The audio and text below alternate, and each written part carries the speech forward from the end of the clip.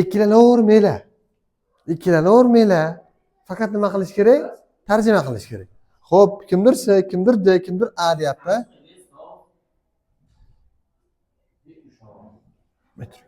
Hop, bo'ldi.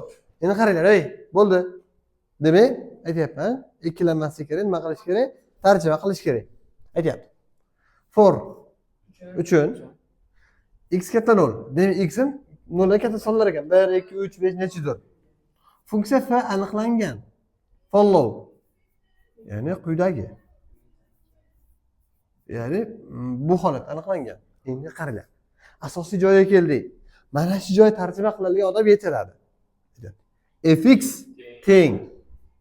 Demak, fx teng x ning 111%.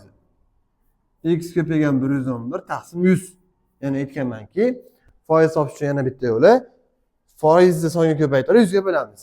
Bo'ldi? Buni ko'paytirsam 1.11 x. Hamma rozimi? 10 ga kasra yozib qo'ydim. Endi qaranglar. Ha, bu darajalimi? Yo'q, darajali bas.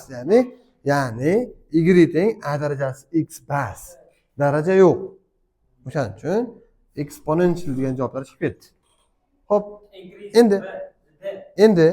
endi chiziqli aniq, to'g'rimi? Xo'p, endi kamayuvchimi, o'suvchimi? O'suvchi. Demak, javob D. Increasing linear. Tushundingmi? Savollar?